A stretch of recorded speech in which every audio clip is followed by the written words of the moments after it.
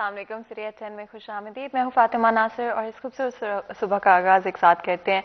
तो जो आपको पता है कि हमारी हमेशा कोशिश होती है कि आप लोगों के लिए पॉजिटिव मैसेजेस लेकर आए, लेकिन इससे पहले कि हम पॉजिटिव मैसेज की तरफ जाएं, मैं ये ज़रूर बता देना चाहती हूँ कि हमेशा कोशिश करें अपनी ज़िंदगी के अंदर कि काइंडनेस के साथ पेश आएँ, क्योंकि हो सकता है आपकी कोई छोटी सी बात, कोई छोटा सा एक्शन किसी और का दिन जो कि शायद परेशानी में या मुश्किल में गुजरा उसे आसान कर दे।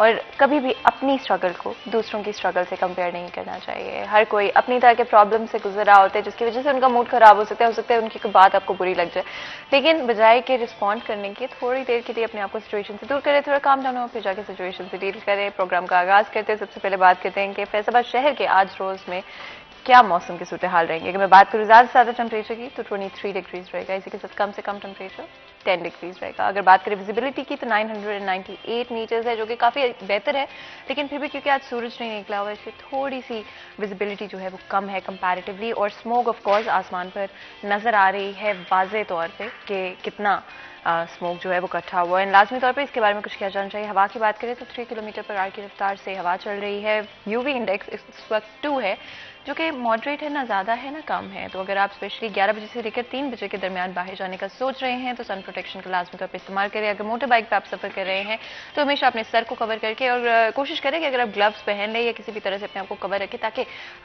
ये धूप के जो साइड इफेक्ट्स हैं वो आपको फेस ना करना पड़े। साथ ही साथ आगे बढ़ते आपको पता है हर दिन का आगाज़ एक पॉजिटिव मैसेज, एक पॉजिटिव सोच के साथ करते हैं। एक दिन एक नेकी में मुफ्ती अहमद अली हमारे साथ मौजूद है, चलते हैं उनके पास। नहमदुहु व नुसल्ली अला रसूलिहिल करीम।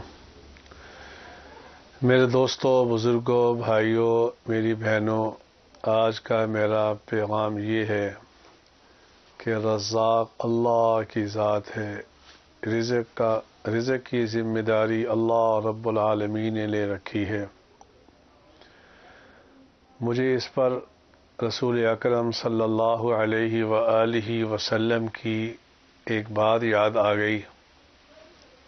ग़ालिबन उलमाए मुफ़स्सिरीन ने वकअय्यिम मिन दाब्बतिन ला तहमिलु रिज़्क़हा के ज़ेल में लिखा है कि जब अल्लाह के नबी सल्लल्लाहु अलैहि व आलिहि वसल्लम ने ईमान वालों से कहा चलो मदीना मुनव्वरा की तरफ हिजरत करो, मक्का को छोड़ो, तो बाज़ लोगों ने ये कहा या रसूल अल्लाह सल्लल्लाहु अलैहि वसल्लम, मदीना मुनव्वरा में हम खाएंगे कहाँ, रहेंगे कहाँ, हमारे पास रहने के लिए मकान नहीं, खाने के लिए कोई चीज़ नहीं।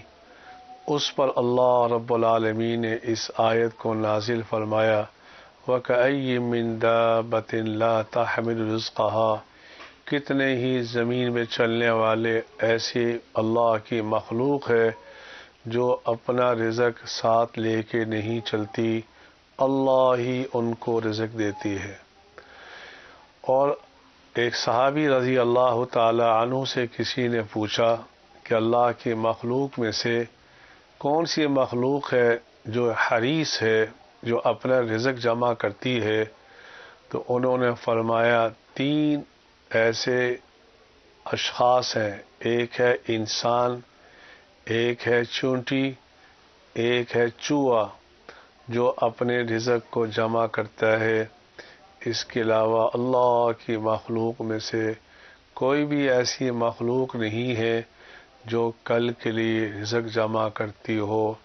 रोज़ाना अल्लाह उन्हें ताज़ा रिज़्क़ देते हैं। इसलिए मेरे भाइयों, ये यकीन कर लो रिज़्क़ देने वाली ज़ात अल्लाह ही के लिए, अल्लाह ही की है, हमें अल्लाह ही से मांगना चाहिए। अल्लाह मुझे भी आपको भी इस पर अमल करने की तौफ़ीक़ अता फ़रमाए। आमीन आमीन आमीन। तो चलिए इस पैगाम के साथ आज के दिन का आगाज़ करते हैं और हमेशा कोशिश करें कि अपनी ज़िंदगी में जहाँ पर भी कोई अच्छी बात सुनते हैं, किसी शख्स की कोई अच्छी आदत आपको लगती है, कोई भी बात उनकी अच्छी लगती है, तो अपनी ज़िंदगी में कभी भी उसे इनकॉर्पोरेट करने से घबराएं नहीं। चेंज से डरना नहीं चाहिए, चेंज को एम्ब्रेस करना चाहिए। और ज़िंदगी में जो एक चीज़ कांस्टेंट है वो चेंज ही है। और शायद इसके साथ अभी तक मैं खुद स्ट्रगल कर रही हूँ कि चेंज को किस तरह से अच्छे तरीके से एक्सेप्ट और एम्ब्रेस किया जाए। लेकिन of course it's a process जिसको जहाँ पर आप शुरू करते हैं वहीं से फिर जो है 1 स्टेप एट अ टाइम आसान होती जाती हैं चीज़ें। आपको पता है आपको अपडेटेड रखना हमारा काम है। रेलवे के हवाले से बात करते हैं। अवैस हमारे साथ मौजूद है। अस्सलाम वालेकुम अवैस। वालेकुम अस्सलाम। अवैस कैसे हैं आप? شکر اللہ کا. अब ऐसे बताइएगा कि आज रेलवेज की क्या सूरत हाल है. آج یہ ٹرینیں جو ہیں وہ تاخیر سے فیصل آباد ریلوے اسٹیشن پر پہنچی ہیں. لاہور سے براہ راست فیصل آباد کراچی جانے والی کراکرم ایکسپریس جو ہے وہ 2 گھنٹے 30 منٹ لیٹ رہی ہے. کراچی سے براہ راست فیصل آباد لاہور جانے والی شاہ حسین 3 گھنٹے تاخیر کا شکار رہی ہے. راول پنڈی سے براہ راست کراچی جانے والی پاکستان ایکسپریس 2 گھنٹے 15 منٹ لیٹ رہی ہے. راول پنڈی سے براہ راست کراچی جانے والی سر سید ایکسپریس بھی 2 گھنٹے 10 منٹ تاخیر کا شکار رہی ہے. ملت ایکسپریس 2 گھنٹے 30 منٹ. لاہور سے براہ راست کراچی جانے والی غوری ایکسپریس 2 گھنٹے 35 منٹ لیٹ رہی ہے. اور پشاور سے براہ راست کراچی جانے والی رحمان بابا ایکسپریس 2 گھنٹے 30 منٹ تاخیر کا شکار رہی ہے. تو آج ٹرینیں جو ہیں وہ اوسطاً 2 گھنٹے 15 منٹ تاخیر کا شکار رہی ہیں، جو پچھلے دنوں سے جو ہے وہ تاخیروں میں کمی جو ہے وہ دیکھنے کو آئی ہے. بالکل. ویسے اس کے ساتھ ساتھ یہ بھی بتائے گا کہ ہمیشہ کہا جاتا ہے کہ ایک ایسا ٹائم آئے گا جب ریلویز کی ٹائمنگز بہتر ہوں گی، لیکن دیکھنے میں تو نہیں آ رہا. کیا آج اسموک کی وجہ سے بھی ٹرینوں میں تاخیر کا سامنا ہو رہا ہے؟ بالکل. اسموگ آج صبح کے اوقات میں جو ہے وہ پنجاب بھر میں دیکھنے کو ملی ہے، لیکن بہت سے شہروں میں اسموگ کی جو ہے وہ کم تھی، جس کی وجہ سے جو ٹرینیں ہیں ان کی تاخیری میں بھی کچھ کمی جو ہے وہ دیکھنے کو آئی ہے. کیونکہ جو ریلوے ٹرانسپورٹ ہے وہ دیگر کی نسبت جو ہے وہ بالکل الگ ہے. ریلوے کا جو ٹریک ہے تو جو ریلوے کا ٹریک ہے جیسے ہی وہ اسموک سے کلیئر ہوتا ہے تو ٹرینوں کی تاخیری میں کمی دیکھنے کو آتی ہے. اور آنے والے دنوں میں بھی جو ہے وہ مزید ٹرینیں جو ہیں وہ کم تاخیر سے اسٹیشن پر پہنچیں گی. بالکل. بہت بہت شکریہ ویسے اس اپڈیٹ کے لیے. آپ لوگوں نے سنا کہ کس طرح سے ریلویز آج بھی دیر سے ہی چل رہی ہیں. میں ہمیشہ یہ چیز کہتی ہوں کہ اگر ہم ایز اے نیشن ترقی کرنا چاہتے ہیں تو سب سے پہلا سٹیپ ہمارا پبلک ٹرانسپورٹ امپروو کرنا ہوگا. کراچی کے اندر ریسنٹلی کچھ پبلک ٹرانسپورٹ کے نئے انیشیٹوز لانچ کیے گئے ہیں جو کہ ابھی بھی آف کورس آہستہ آہستہ پتہ چلے گا کہ کتنے افیکٹو ہیں اور کتنی عوام کے لیے آسانیاں پیدا کر رہے ہیں. لیکن at the end of the day جب بھی ہم انٹر سٹی ٹریول کی بات کرتے ہیں یا پروونشل یا نیشنل لیول کی جو ٹریولنگ ہے اس کی بات کرتے ہیں تو ابھی بھی چیزیں بہت مشکل ہیں. اسپیشلی اگر آپ کو بسوں کا سفر کرنا پڑتا ہے، اگر آپ ٹرینوں میں سفر کرتے ہیں تو آپ کو ٹائم سے جو ہے نہ تو آپ چلتے ہیں نہ تو ٹائم سے آگے پہنچ پاتے ہیں. کئی دفعہ راستے کے اندر بھی گھنٹوں انتظار کرنا پڑتا ہے. آف کورس جو ہم آپ کو اپڈیٹ دیتے ہیں اس میں تو صرف وہ وقت ہوتا ہے جو آپ یہاں سے لیٹ چل رہے ہیں، جو بھی آپ کی سٹارٹنگ ڈیسٹینیشن ہے. لیکن ایکچوئل میں تو جب آپ آگے راستوں میں جاتے رہتے ہیں تو وہاں پر بھی کئی دفعہ آپ کو پھنسے رہنا پڑتا ہے. کوئی ٹرین کا مسئلہ ہو گیا، ٹرین خراب ہو گئی، کوئی آگے والی کسی اور ٹرین کی دیری کی وجہ سے. At the end of the day government کی طرف سے ان چیزوں کو بہتر کرنے کی ضرورت ہے اور ہمارے پبلک ٹرانسپورٹ کو افیکٹو اور ٹائم پہ چلنے والا اور ٹائم کا پابند بنانے کی ضرورت ہے. تو جی ہمارے ساتھ وکاس موجود ہیں اور بات کر لیتے ہیں موٹر ویز اور ٹریفک کے حوالے سے. السلام علیکم وکاس. جی وعلیکم السلام فاطمہ. کیسے ہیں آپ وکاس؟ الحمدللہ میں ٹھیک ہوں، امید ہے آپ بھی ٹھیک ہوں گے. میں بالکل ٹھیک ہوں الحمدللہ. اور وکاس بتائیے کہ کیا صورتحال ہیں آج موٹر ویز سے سٹارٹ کر لیتے ہیں. کون سی بیٹس اوپن ہیں اور کون سی کلوزڈ ہیں؟ موٹر وے کے حوالے سے فاطمہ آج چونکہ موسم کچھ بہتر ہے گزشتہ روز کی نسبت، تو M4 جو ہے وہ بھی مکمل طور پہ تمام تر ٹریفک کے لیے کھلی ہے، جبکہ M3 جو ہے وہ ہیوی ٹرانسپورٹ کے لیے بند ہے، جبکہ باقی عام ٹریفک کے لیے جو ہے M3 کو بھی کھولا گیا ہے اور شہری اس پہ احتیاط کے ساتھ سفر کر سکتے ہیں.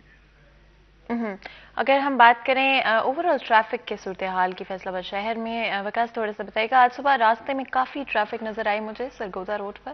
کیا باقی شہر کے بھی یہی حالات ہیں؟ اب بالکل فاطمہ، باقی پورے شہر کی بھی اگر بات کر لی جائے تو خاص طور پہ جو شہر سے باہر دوسرے شہروں کو ملانے والے تمام تر راستے ہیں وہاں ٹریفک جو ہے وہ خاصی مشکلات کا شکار ہے. جس طرح گزشتہ کئی روز سے ہم یہ بتا رہے ہیں کہ کنسٹرکشن ورک جاری ہے، لیکن ٹریفک پولیس کی جانب سے کوئی اسپیشل ڈیوٹی جو ہے وہ تعینات نہیں کی گئی. خاص طور پہ سب سے زیادہ مشکلات کی اگر بات کر لی جائے تو جھنگ روڈ، چونکہ ایئرپورٹ سے آنے والے شہری اور ایئرپورٹ کے لیے جانے والے شہری جو ہے وہ جھنگ روڈ کا استعمال کرتے ہیں، جس کے باعث خاصا رش رہتا ہے جھنگ روڈ پہ. تو ون سائیڈڈ کنسٹرکشن کے باعث جو ہے سنگل روڈ سے گزارا جا رہا ہے تمام تر ٹریفک کو، اور آنے اور جانے والی ٹریفک جب ایک ہی روڈ پہ آتی ہے تو خاصی مشکلات جو ہے وہ شہریوں کو درپیش ہیں. بہت سست روی سے گزرنا پڑتا ہے. کم سے کم 5 کلومیٹر کا جو حصہ ہے اور اس 5 کلومیٹر کے حصے میں سے شہری جو ہے وہ کوشش یہی کرتے ہیں کہ جتنی جلدی ہو سکے گزرا جائے، اور اسی جلدی کی بنا پر پھر ٹریفک جو ہے وہ گھنٹوں تک جام رہتا ہے.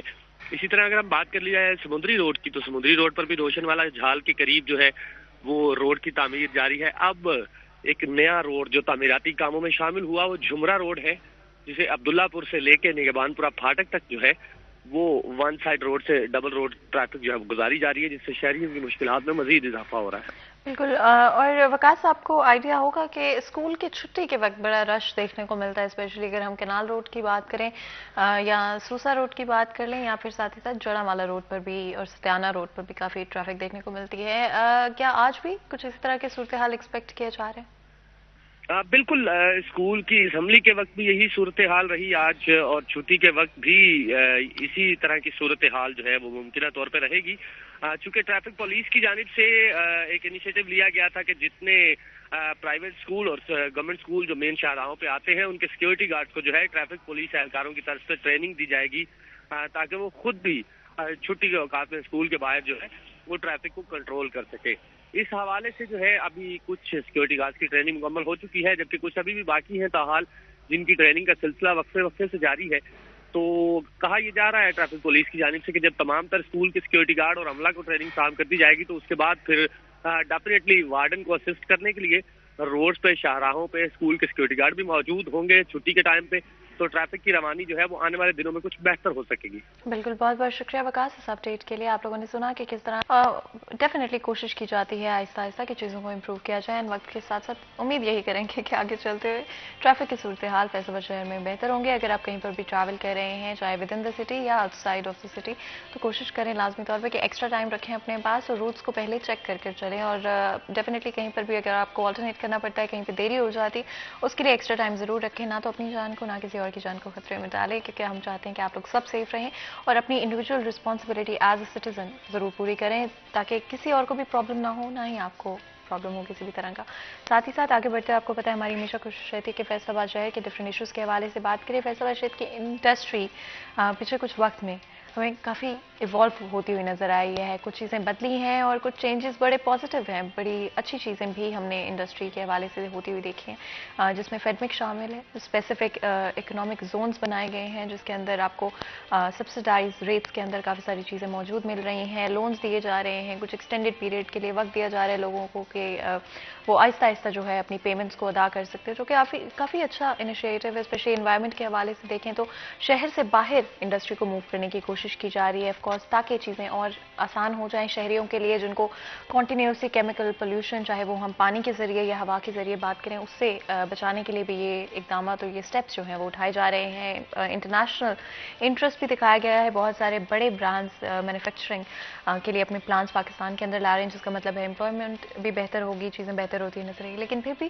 بہت ساری چیزیں جہاں پر امپروومنٹ کی ضرورت ہے. ٹیکسٹائل پالیسی کے حوالے سے بات کریں تو ایک لانگ ٹرم پالیسی پرووائڈ کرنا بہت امپورٹنٹ ہے. بہت ساری چیزیں ہیں جو کہ اسٹیک ہولڈرز اور گورنمنٹ کے اداروں کے درمیان ابھی تک طے نہیں ہو پائی ہیں. ڈسکشنز ہوتے تو ضرور ہیں، لیکن شاید پورے جو انڈسٹری کے لوگ ہیں، چاہے ہم وہ ایس ایم ای سیکٹر کی بات کریں اور چاہے ہم پہ وہ لارج مینوفیکچررز کی بات کریں، سب کو اکٹھا نہیں کیا جاتا. یا تو لارج مینوفیکچررز پر فوکس ہوتا ہے یا ایس ایم ای سیکٹر پر، اور کہیں نہ کہیں کسی نہ کسی کی کوئی نہ کوئی شکایت ضرور رہ جاتی ہے. تو آئی ریلی ہوپ کہ آگے چلتے ہوئے مل بیٹھ کر ایسی چیزیں اور ایسی پالیسیز تیار کی جائیں گی جہاں پر ہر کوئی ان پالیسیز کا حصہ ہوگا. بہت ہی خاص مہمان آج ہمارے ساتھ اسٹوڈیو میں موجود ہیں جن سے بات کریں گے ان ایشوز کے حوالے سے، ڈفرینٹ ایسپیکٹس ہماری انڈسٹری کے. تو میں جلدی سے ہمارے گیسٹ کا انٹروڈکشن کرا دیتی ہوں آپ کو. تو سب سے پہلے تو جی فضیل احمد ہمارے ساتھ موجود ہیں جو کہ ہمارے رپورٹر ہیں. فضیل، آپ کو ویلکم کرتے ہیں شو کے اندر. بہت بہت شکریہ آج ہمیں جوائن کرنے کے لیے، اور مجھے پتا ہے آپ بہت مصروف ہیں لیکن پھر بھی آج آپ نے ہمارے لیے وقت نکالا، اس لیے ہم بہت بہت شکر گزار ہیں آپ کے. ساتھ ہی ساتھ رانا ایوب اسلم منچ ہمارے ساتھ آج موجود ہیں جو کہ سابق نائب صدر ایف سی سی آئی ہیں، ساتھ ہی ساتھ جنرل سیکرٹری ہیں گلا منڈی کے. آپ کو ویلکم کرتے ہیں شو کے اندر. بہت بہت شکریہ آج ہمیں جوائن کرنے کے لیے اور ہمارے شو کے لیے، ہماری آڈینس کے لیے وقت نکالنے کے لیے. بڑا ہی امپورٹنٹ ٹاپک ہے، اسپیشلی اگر ہم بات کریں انڈسٹری کے حوالے سے. ہماری بڑی ہی ایور ایوالونگ اور چینجنگ انڈسٹری ہے. تو to start the discussion off میں چاہتی ہوں کہ فیصل آباد شہر کی انڈسٹری پر آپ کا کیا پوائنٹ آف ویو ہے؟ اس پوائنٹ پہ کہاں پر چیزیں بہتری کی طرف جا رہی ہیں یا کوئی سرٹن ایشوز ہیں جو کہ آپ کو لگتا ہے ایڈریس کرنے کی ضرورت ہے؟ جی شکریہ، یہ آپ نے بلایا.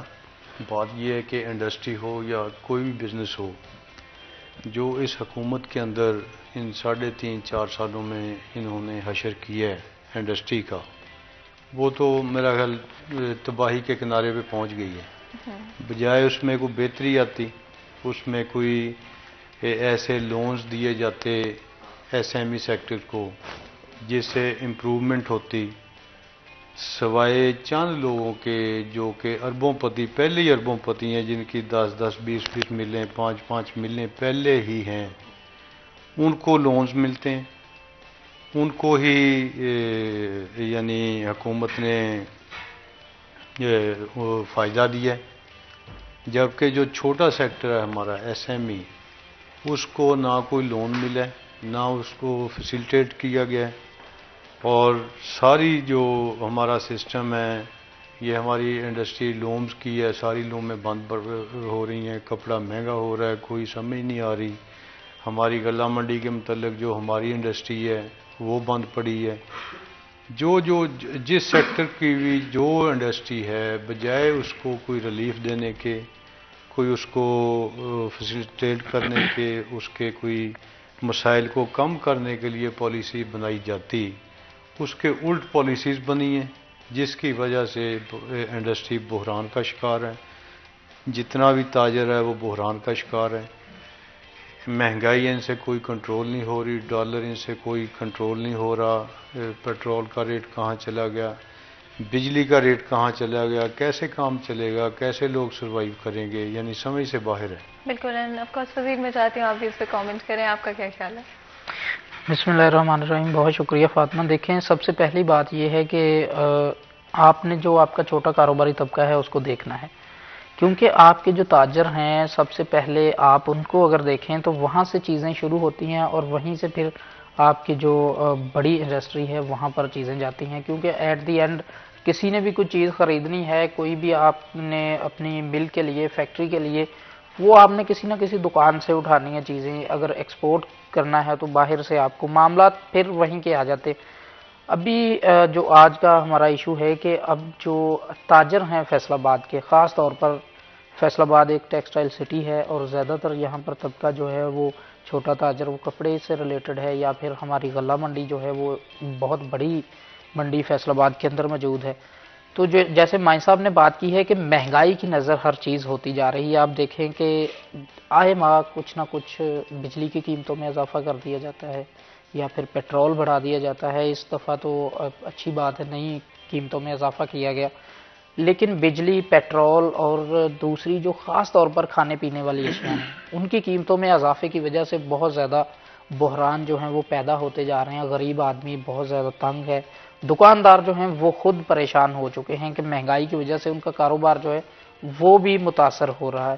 لہٰذا حکومت کو چاہیے کہ اس دور میں خاص طور پر مہنگائی پر کنٹرول کرے، اپنی پالیسیز جو ہیں ان کو بہتر بنائے، اور جو پرائس کنٹرول کمیٹیاں بنائی گئی ہیں ان کو ایکٹیو کیا جائے، تاکہ جو مصنوعی مہنگائی کا رونا رویا جاتا ہے اس پر قابو پایا جا سکے، کیونکہ جب تک آپ کی کمیٹیاں مارکیٹوں کے اندر جا کر چیک نہیں کریں گی تب تک آپ کے معاملات جو مہنگائی والے ہیں وہ حل نہیں ہوں گے۔ گورنمنٹ، آئی تھنک ہمارا پہلے بھی ایک دن ڈسکشن ہو رہا تھا تو ہم یہ بات کرتے، گورنمنٹ چاہے تو کچھ بھی کر سکتی ہے، بالکل، اور اسٹیٹ کے پاس بڑی پاور ہوتی ہے، لیکن یہاں پہ ہمیں وہ پاور کیوں نظر نہیں آتی؟ اور اس میں کیا ایک ایسپیکٹ یہ ہے کہ ہمارا جو انٹرنل کرپٹ سسٹم ہے وہ بہت مضبوط ہوگی؟ بالکل یہی بات ہے نا کہ اگر دیکھیں پرائس کنٹرول کمیٹیاں اپنا کام کرنا چاہیں تو ہو سکتا ہے، یقین کریں میں نے 2 سے 3 دفعہ نا بغیر بتائے، کیونکہ ہمارے پاس تو ہر چیز اویلیبل ہوتی ہے، ریٹ لسٹ روزانہ کی بنیاد پر میرے پاس آتی ہے ہر چیز کی، میں منڈی میں جا کے چیزیں خریدتا ہوں، فروٹ ہو یا پھر سبزیاں ہوں، میں جا کے جب ان سے ریٹس پوچھتا ہوں اور وہ یقین کریں کہ اس ریٹ لسٹ سے 200 روپے زیادہ بتاتے ہیں، تو جب میں ان کو کہتا ہوں کہ آج اس چیز کا ریٹ یہ ہے تو پھر کہتے ہیں اچھا ہاں وہ تو ریٹ لسٹ پہ ہے، تو میں نے کہا پھر وہ کیوں ایشو کی گئی ہے، اس پہ مطابق آپ لے لیں نا، بس ٹھیک ہے آپ لے لیں، دے دیں جی ان کو دے، مطلب یہ کہ ان کو لگتا ہے کہ اس بندے کو پتا ہے تو اس کو اسی ریٹ پہ دے دو، نہیں پتا تو وہ عوام کو لوٹ رہے ہیں۔ اس میں میں پہلے بھی کہتا ہوں کہ ہماری عوام کا بھی قصور ہے، ہماری حکومت کا بھی قصور ہے، دونوں سائڈز پہ چینجنگ کی ضرورت ہے، جب تک ہم دونوں اپنے آپ کو چینج نہیں کریں گے، حکومت اپنی پاور نہیں دکھائے گی، عوام خود کو ٹھیک نہیں کرے گی، حالات بہتر نہیں ہوں گے۔ جی آئی تھنک یہاں پر پوائنٹ یہ ہے کہ ہر جگہ پر امپروومنٹ کی ضرورت ہے، اور بہت کچھ اور ایسپیکٹس بھی ہیں جن کے بارے میں بات کریں گے، لیکن اس سے پہلے بریک لیتے ہیں، بریک کے بعد حاضر ہوں گے، کہیں مت جائے گا ہمارے ساتھ۔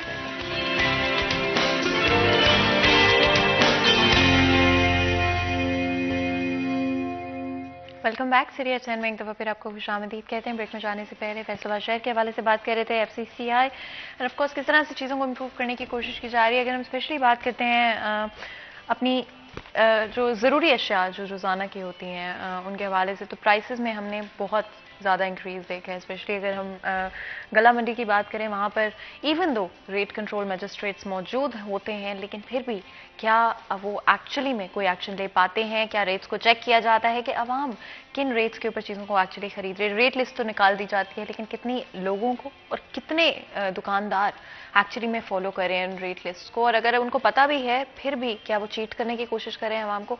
बहुत इंपॉर्टेंट सवाल आते हैं। और गला मंडी जहाँ पर मौजूद है वहाँ पर आहिस्ता आहिस्ता रश भी बढ़ता जा रहा है। तो मैं चाहती हूँ इस पर भी थोड़ा सा बताएं, क्या ये रश जो है इसी तरह से क्यूमुलेट होता रहेगा? फैसलाबाद शहर की आबादी भी बढ़ती जा रही है, लोग भी ज़्यादा होते जा रहे हैं, तो क्या किया जा रहा है इसके हवाले से? रश के बारे में नहीं, हमने DC साहब को, कमिश्नर साहब को कई दफ़ा रिक्वेस्ट की है कि हम तैयार हैं गल्ला मंडी को शहर से बाहर निकाल दिया जाए, बाईपास के करीब या जंग रोड पे या किसी भी बड़े रोड के ऊपर। शहर का काफ़ी सारा रश कम हो जाएगा। इसी तरह सूत्र मंडी है, गोल करियाना, कपड़ा मार्केट है, ये 3-4 बड़े सेक्टर हैं जो शहर के अंदर हैं, सिटी सेंटर में हैं। रश को कम करने के लिए इनको बाहर शिफ्ट किया जाए, इनको जगह दी जाए, इनको वहाँ पे डेवलपमेंट करके हुकूमत दे, जिस तरह आगे ये गल्ला मंडी। जगह है आपके माइंड में जब आप कहते हैं शहर से बाहर? बहुत सारी जगह पड़ी है। अगर कुछ करना हो तो फिर है ना, अगर करना ही कुछ नहीं है, जगह हमने कई बताई हैं इनको हुकूमत को कि ये जंग रोड पे जगह है, ये बाईपास पे है। अभी जो ये कह रहे हैं कि हमने ये हज़ारों एकड़, हज़ारों मुरब्बे खाली करवा लिए, नजायज़ लोगों ने कब्जे किए हुए थे, तो दें ना किसी को। वो उनसे भी खाली करवा लिए, उनकी फसलें भी तबाह कर दी और वो बंजर कर दी। ये इन्होंने कारनामा किया।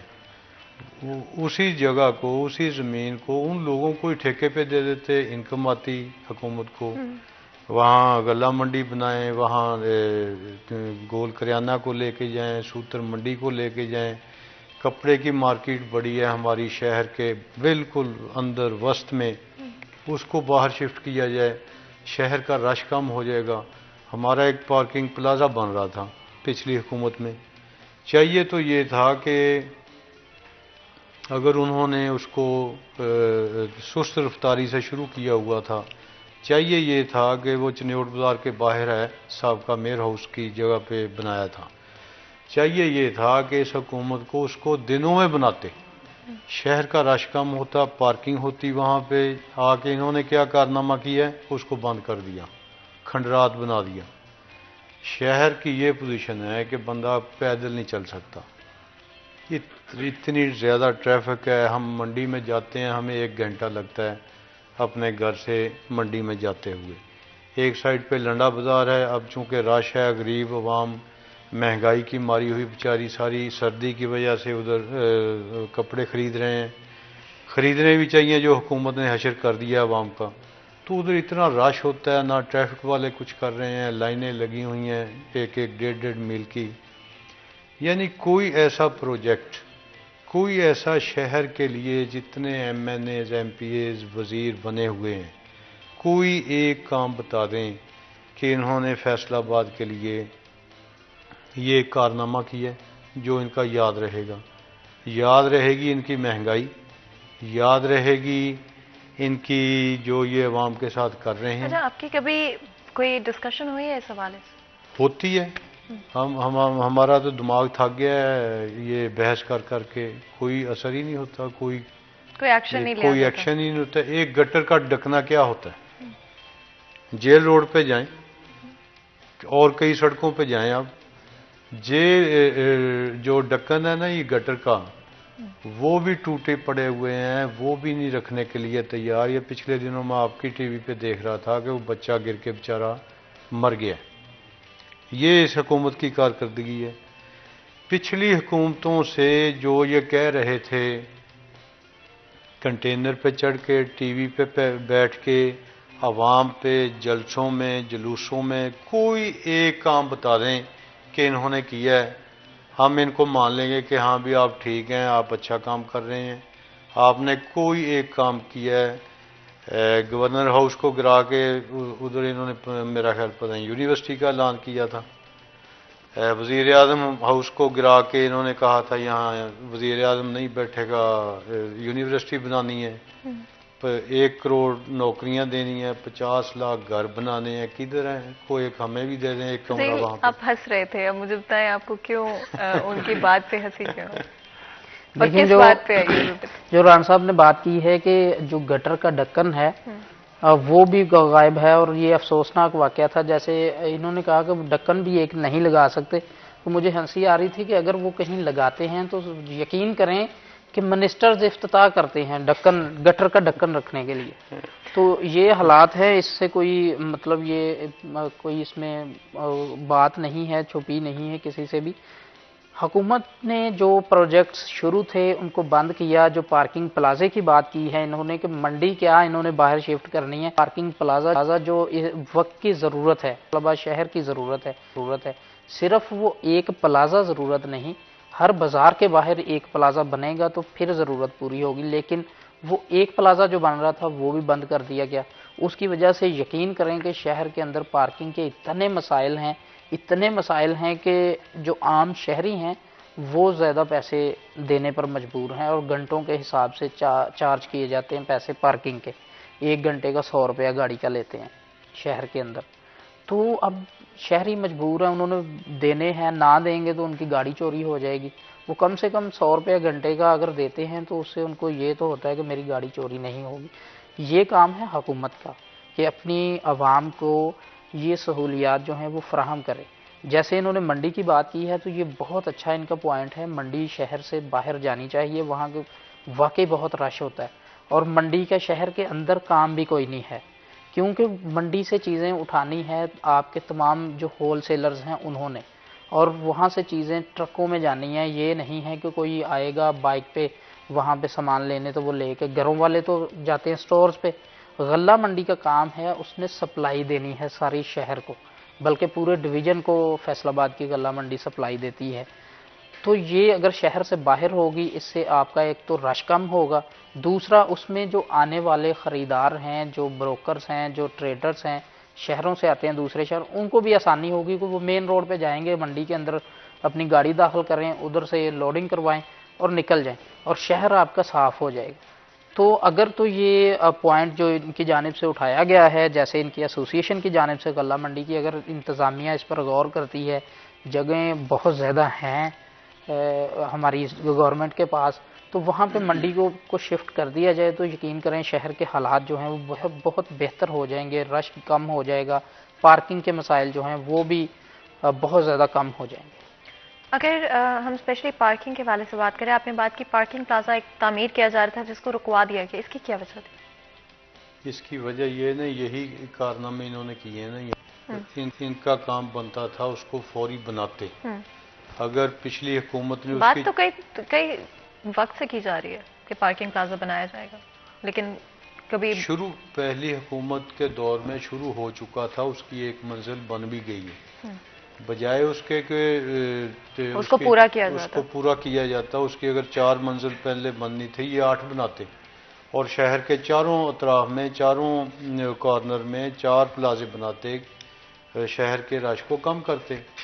میں شہر جاتے ہیں نا, یہ کپڑے پھٹ جاتے ہیں ہمارے, اتنا رش ہے, نہ کوئی پوچھنے والا ہے, نہ کوئی ٹریفک والا کام کرتا ہے. ٹریفک کے اتنے مسائل ہیں, کوئی ایک کام ہمیں تو نظر نہیں آتا. فیصل آباد کی بات کریں, یہاں کوئی نظر نہیں آتا, اور پورے پاکستان میں پوری 4 صوبوں میں کیا کیا انہوں نے, کوئی ایک کام بتا دیں, کوئی ایک کارنامہ بتا دیں, کوئی ایک پروجیکٹ بنا دیں. کوئی کبھی سردیوں میں بجلی گئی تھی, 6 گھنٹے 4 گھنٹے 2 گھنٹے بجلی بند ہو رہی ہے. ہمیں تو سمجھ نہیں آ رہی گرمیوں کو کیا حشر ہوگا. گیس کبھی بند ہوئی تھی سردیوں میں یا گرمیوں میں, گیس 4 گھنٹے بند ہو رہی ہے. آپ کو لگتا ہے لوڈ شیڈنگ کم ہوئی ہے؟ لوڈ زیادہ ہوئی ہے, لوڈ شیڈنگ زیادہ ہوئی ہے, ہونی نہیں چاہیے تھی. یہ تو ریاست مدینہ انہوں نے بنا دیا تھا اس ملک کو. لوڈ شیڈنگ کیوں ہو رہی ہے, رش کیوں ہے, کوئی پروجیکٹ کیوں نہیں کوئی لگایا؟ آپ کو نہیں لگتا اگر ہم کچھ سال پہلے چلے جائیں تو لوڈ شیڈنگ زیادہ ہوا کرتی تھی؟ اس سے پچھلی حکومتوں میں جائیں لوڈ شیڈنگ تھی، بے نظیر کے دور میں، پیپلز پارٹی کے دور میں لوڈ شیڈنگ بہت زیادہ تھی. جب مسلم لیگ کی حکومت آئی انہوں نے اس لوڈ شیڈنگ کو ختم کیا، ان اندھیروں کو اجالوں میں تبدیل کر دیا. یہ میاں محمد نواز شریف صاحب کی حکومت جب پچھلی دور میں آئی ہے، یہ بجلی کا بحران انہوں نے ختم کیا ہے. اب پھر شروع ہو گیا اور گرمیوں میں پھر شروع ہوگا. اور چلیں لوڈ شیڈنگ بھی ہو رہی ہے، بجلی آ بھی رہی ہے، گیس جا بھی رہی ہے، آ بھی رہی ہے. بجلی کے گیس کے بلوں کی حالت دیکھ رہی ہیں آپ، کون دے سکتا ہے؟ غریب بندہ تو بیچارہ بل ہی وہ کرایہ مکان کا دے گا یا بل دے گا. میں اپنے علاقے کا چیئرمین بھی ہوں، میرے پاس صبح کو 10 15 20 بندے بیٹھے ہوتے ہیں بل لے کے کہ یہ اس کی قسطیں کروا دیں، یہ جی میں دے نہیں سکتا، مہربانی کریں، میرا کٹ جانا ہے، اس کا کوئی حل کریں، آپ پیسے دے دیں، ادھار دے دیں، جس کو میں نے جمع یعنی عجیب صورتحال بنی ہوئی ہے. کوئی ایک بھی کسی بندے کو ریلیف نہ غریب کو نہ امیر کو بالکل اس حکومت میں نہیں ملا اور نہ کوئی چانس ہے. مزید بھی گفتگو کریں گے، لیکن کیونکہ بریک کا وقت ہو رہا ہے چھوٹا سا بریک لیتے ہیں، بریک کے بعد حاضر ہوتے ہیں. کہیں مت جائے گا، ہمارے ساتھ رہے گا.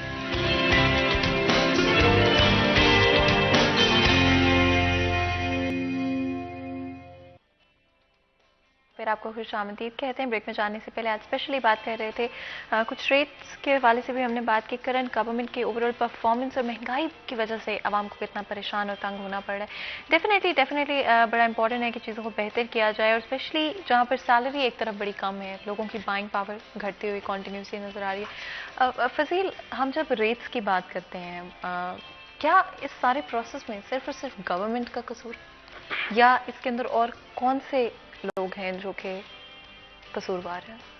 دیکھیں، جیسے میں نے پہلے بات کی ہے کہ گورنمنٹ کا تو قصور یہ ہے کہ ان سے مہنگائی کنٹرول نہیں ہو رہی، پالیسیز بہتر کرنے کی ضرورت ہے. جیسے ہر منسٹر اٹھ کے بات کرنا شروع کر دیتا ہے کہ جی پوری دنیا میں مہنگی ہوئی ہے، ہر چیز مہنگائی ہوئی ہے. پچھلے دنوں اسد عمر آئے، ان سے صنعت کاروں نے کہہ دیا کہ جی گیس کی لوڈ شیڈنگ ہو رہی ہے، تو انہوں نے کہا پوری دنیا میں ہو رہی. مطلب آپ ان سے جو مرضی بات کر لیں وہ پوری دنیا کی بات سنا دیتے ہیں. آپ کو ہنسی آتی ہے ان کی باتیں سے کہ جو بھی آپ کہتے ہیں. میں تو یہاں پہ بیٹھ کے نہیں کہہ سکتا کچھ ایسا ویسا، کہ آپ یہ دیکھیں کہ آپ غریب عوام نے ووٹ دیے ہیں، آپ کو امیروں نے ووٹ دیے ہیں، سب نے ووٹ دیے ہیں، آپ نے سب کا خیال کرنا ہے. اب حالات یہ ہیں کہ جو غریب تھا وہ غریب ہوتا جا رہا ہے، اس کے پاس اتنی سکت نہیں کہ وہ یقین کریں 2 وقت کا کھانا اچھے طریقے سے کھا سکے. آپ نے جب تک گورنمنٹ نے قانون ہیں وہ لاگو نہیں کرنے، اپنی طاقت نہیں دکھانی. جو لوگ بے لگام ہیں انہوں نے ایسے ہی رہنا ہے. مہنگائی کچھ مصنوعی بھی ہے، اس میں کوئی شک نہیں، لیکن اس پہ قابو کس نے پانا ہے؟ وہ ہماری حکومت نے قابو پانا ہے. جب آپ بات کرتے ہیں کہ جی یو کے میں اتنی مہنگائی ہوگی، تو آپ یو کے میں یہ دیکھیں کہ لوگوں کی سیلریز کتنی ہیں، لوگوں کی انکم کتنی ہے. آپ پھر اس حساب سے اپنی عوام کو چیزیں بتائیں. یہاں پہ تو ایک مزدور 800 روپے یا زیادہ سے زیادہ 1000 روپے کماتا ہے، تو 1000 میں مجھے آپ یہ بتائیں کہ وہ 2 سے 3 بچوں کا راشن کیسے پورا کر سکتا ہے؟ نہیں کر سکتا. اگر آپ یو کے کی بات کرتے ہیں تو پھر یو کے میں تو وہ 1 گھنٹے کے حساب سے 9 یا 10 پاؤنڈز ملتے ہیں مزدور کو سیلری اس کی. تو وہ 9 یا 10 پاؤنڈ 1 گھنٹے کے آپ ملا لیں، وہ 8 گھنٹے اگر کام کرتا ہے تو اس کے پاس 80 سے 90 پاؤنڈ جو ہیں وہ جمع ہو جاتے ہیں. اور وہ 80-90 پاؤنڈ سے یقین کریں 4 سے 5 دن کا اپنا گزارا کر سکتا ہے، جو ابھی بھی اتر جتنی مہنگائی ہے اس حساب سے. تو آپ پھر مثالیں دیتے ہیں ان ممالک کی جہاں پہ لوگوں کا روزگار بہت بہتر ہے، پھر ان کو مل بھی رہا ہے. اور یہاں پہ جو 800,000 کمانے والے ہیں وہ 1 دن اگر کام کر لیتے ہیں تو یقین کریں 2 سے 3 دن ان کو کام نہیں ملتا. تو آپ بات وہ کریں کہ جو پوری دنیا میں ہو رہی ہے، جو ریالٹی ہے. آپ صرف مہنگائی کی بات عوام کو سنا کے ان کو ٹرکانے کی کوشش کرتے ہیں. حکومت کو اپنے جو پالیسیز ہیں وہ چینج کرنے کی ضرورت ہے.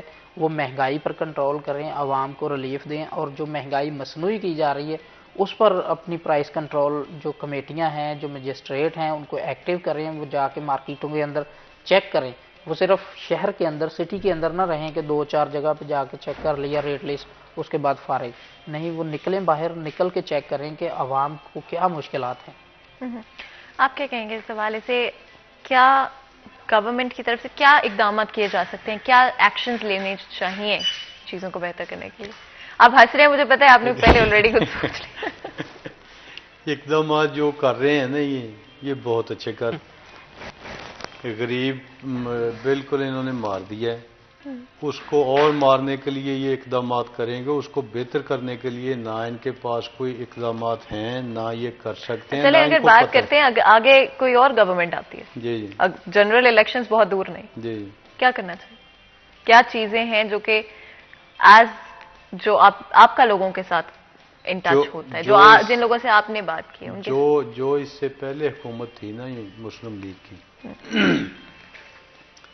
میں یہ آن دی ریکارڈ آپ کے ٹی وی پہ بیٹھ کے کہہ رہا ہوں، یہ حکومت آج ختم ہو جائے نا، یہ ملک آج ہی ترقی کرنی شروع کر دے گا، چیزوں کے ریٹ خود بخود ہی کم ہو جائیں اب گے۔ یہ تو آپ نہ کہیں گے نہیں آپ ایک ان کی نا نحوست پڑی ہوئی ہے ملک پہ، یہ مطلب کر ہی کچھ نہیں سکتے، نہ یہ کرنے والے ہیں نہ یہ کچھ کر سکتے ہیں۔ ان کے یہ جو لوگ وزیر مشیر بنے ہوئے ہیں، M N A M P S بنے ہوئے، یہ مسلم لیگ کی منتیں کر رہے ہیں کہ اگلے ٹکٹ ہمیں دو، ہم آپ کی طرف آ رہے ہیں، میاں صاحب مان نہیں رہے، وہ کہہ رہے ہیں کہ جہاں آپ ہیں نا وہیں رہیں۔ اچھا آپ کا کیا پلان ہے؟ آپ کا کس پارٹی کو سپورٹ کرتے؟ میں جی پاکستان مسلم لیگ نون کے ساتھ ہوں، وہ ان کا میں چیئرمین ہوں، ان کا میں ورکر ہوں، میاں صاحب ہمارے قائد ہیں، انشاءاللہ ان کے ساتھ ہی